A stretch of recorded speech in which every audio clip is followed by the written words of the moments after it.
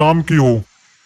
हाँ बबलू, तुम ठीक कहते हो। मैं आज रात को वन में घूम कर इस बात का पता करने की कोशिश करता हूँ। थोड़ी देर बातें करके चीकू अपने बिल की ओर बढ़ गया और बबलू अपने रास्ते चला गया। चीकू के दिमाग में अभी तक बबलू की कही बातें घूम रही थी। उसे समझ नहीं आ रहा था वह बबलू की मदद कैसे करे। दिन भर वह उसी उधेड़-बुन में लगा रहा।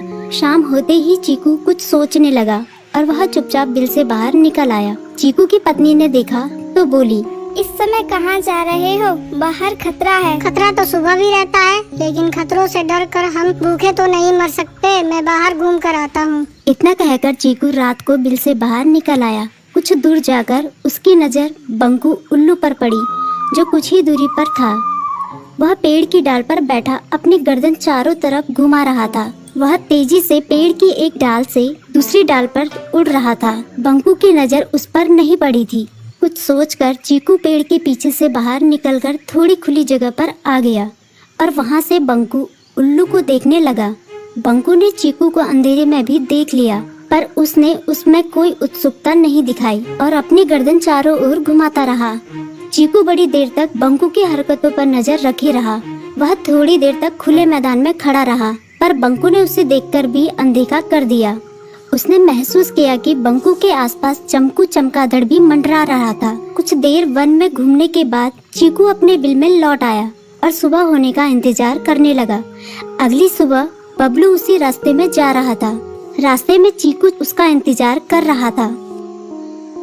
आज बड़ी जल्दी आ गए बबलू। हाँ, आजकल मुझे चिंता की वजह से नींद नहीं आती। कोई नई खबर है क्या? यकीन से तो मैं नहीं कह सकता, पर मैं तुम्हें ऐसे प्राणी का नाम बता सकता हूँ जो शायद चोरों की मदद कर रहा है। कौन है वो? बंकू उल्लू।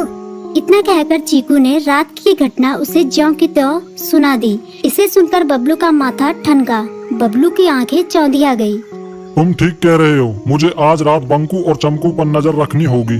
इतना कहकर वे दोनों अपने अपने रास्ते चले गए। बबलू रात को अपने साथियों के साथ बंकू पर नजर गड़ाए रहा। उसकी संदिग्ध गतिविधियों को देखकर बबलू ने उसे उसके साथियों चंकी और संकी लोमड़ के साथ पकड़ लिया। बबलू ने सख्ती से पूछताछ करनी शुरू कर दी। तुम इस समय बंकू चमकू के साथ क्या कर रहे हो? हम चारों दोस्त हैं, इसलिए साथ बैठकर बातें कर रहे हैं। चमगादड़ और उल्लू की दोस्ती तो समझ में आती है, पर लोमड़ के साथ दोस्ती कैसे हो सकती है? सख्ती से पूछने पर दोनों ने अपना जुर्म कबूल कर लिया और सभी चोरियों के बारे में बताया जो उन्होंने कुछ दिन पहले वन में की थी। बबलू ने उनके चोरी का सारा सामान भी बरामद कर लिया। बंकू और चमकू को अभी तक समझ में नहीं आ रहा था कि वो इतनी आसानी से कैसे पकड़ में आ गई।